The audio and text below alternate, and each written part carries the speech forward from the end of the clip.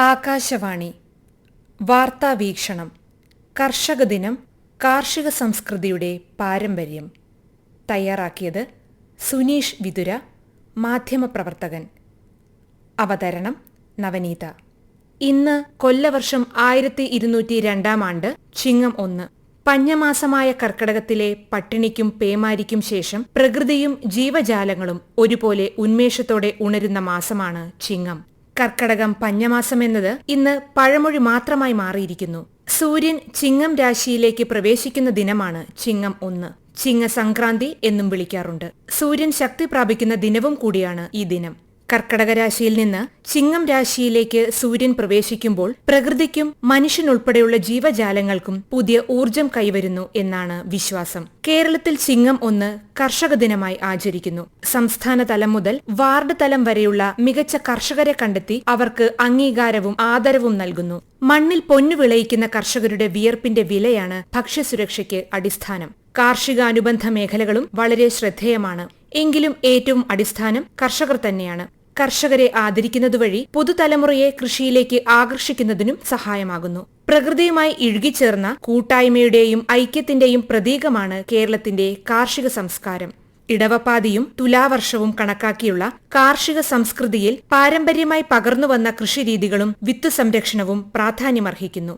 വംശനാശം സംഭവിച്ചുകൊണ്ടിരിക്കുന്ന 50-ലധികം നാടൻ നെൽവിത്തുകൾ ജൈവരീതിയിൽ സംരക്ഷിച്ച് പരിപാലിച്ച വയനാട് കമ്മന സ്വദേശിയായ ചെറുവയൽ രാമനെ 2023 പത്മശ്രീ പുരസ്കാരം നൽകി ആദരിച്ചത് കേരളത്തിന്റെ തനത് കൃഷി സമ്പ്രദായത്തിന് ലഭിച്ച അംഗീകാരം കൂടിയാണ്. കുറിച്യ സമുദായത്തിലെ അംഗമായ അദ്ദേഹത്തിന്റെ ജീവിതം മുഴുവൻ നാടൻ വിത്തിനങ്ങളുടെ സംരക്ഷണത്തിനായി മാറ്റിവെച്ചിരുന്നു.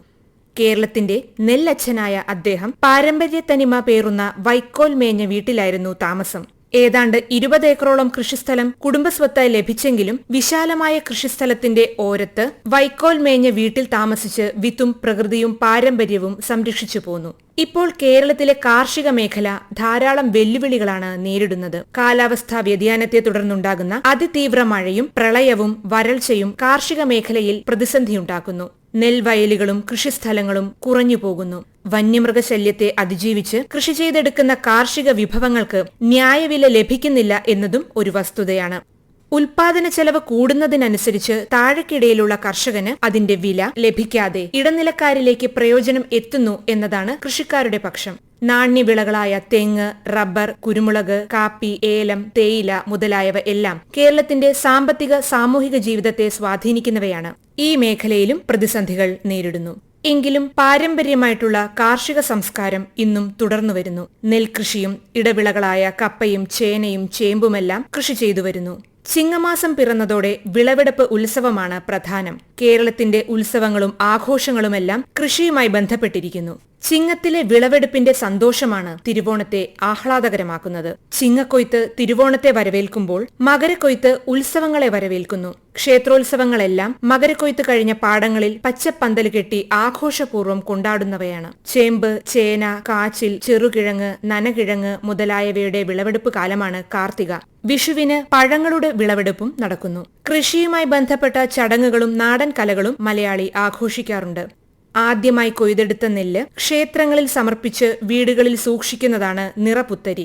വിളവെടുപ്പ് ഉത്സവങ്ങളും മേളകളും കാർഷിക പാരമ്പര്യത്തിന്റെ തുടർച്ചയാണ്. കൃഷിവകുപ്പിന്റെ നേതൃത്വത്തിൽ തിരുവനന്തപുരത്ത് വെച്ച് നടത്തുന്ന കാർഷിക പ്രദർശനമാണ് വൈഗ അഥവാ value addition for income generation in agriculture. കാർഷികോൽപ്പന്നങ്ങളുടെ സംസ്കരണം, മൂല്യവർധന, ആധുനിക വിപണന സാധ്യതകൾ എന്നിവയിലൂടെ കർഷകർക്ക് മികച്ച വരുമാനം ലഭ്യമാക്കുകയാണ് ലക്ഷ്യം.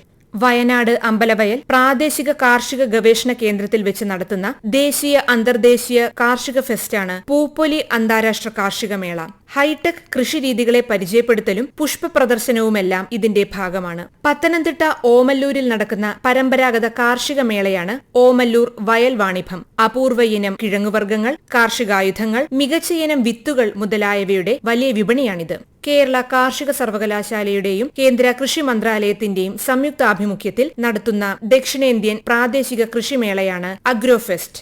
കർഷകരും ശാസ്ത്രജ്ഞരും തമ്മിലുള്ള സമ്പർക്ക പരിപാടികൾ, അറിവുകൾ പങ്കുവയ്ക്കൽ, പ്രദർശനങ്ങൾ മുതലായവയുണ്ടാകും. കൊച്ചി കാക്കനാട്ട് വെച്ച് നടത്തുന്ന ജൈവ കാർഷിക മേള ഓർഗാനിക് കേരള ചാരിറ്റബിൾ ട്രസ്റ്റിന്റെ നേതൃത്വത്തിലാണ് സംഘടിപ്പിക്കുന്നത്.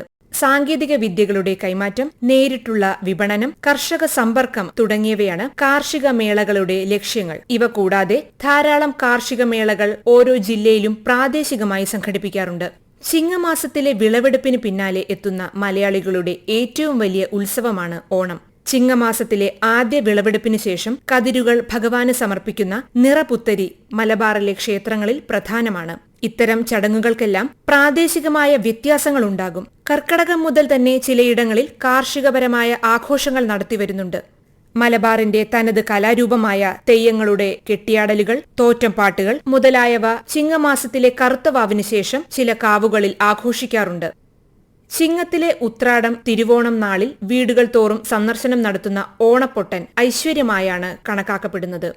ചിങ്ങമാസമായതോടെ ഓണവിപണികളും സജീവമാവുകയാണ്. ഓണത്തെ വരവേൽക്കാൻ മലയാളി ഒരുങ്ങിക്കഴിഞ്ഞു. മലയാളി എവിടെയുണ്ടെങ്കിലും അവിടെ ഓണമുണ്ടാകും. ഓണാഘോഷങ്ങൾക്ക് ഔദ്യോഗികമായി തുടക്കം കുറിക്കുന്ന ചരിത്രപ്രസിദ്ധമായ അത്തച്ചമയം എറണാകുളം തൃപ്പൂണിത്തുറയിൽ തുടക്കം കുറിച്ചു കഴിഞ്ഞു. ഘോഷയാത്രകളും നാടൻ കലാരൂപങ്ങളുമെല്ലാം അണിനിരക്കുന്ന അത്തച്ചമയം ഓണത്തിന്റെ തുടക്കമാണ്.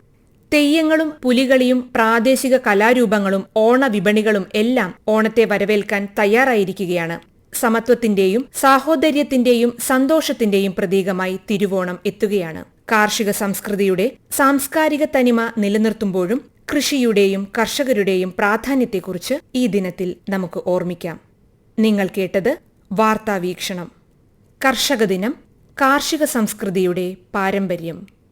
തയ്യാറാക്കിയത് സുനീഷ് വിതുര, മാധ്യമപ്രവർത്തകൻ.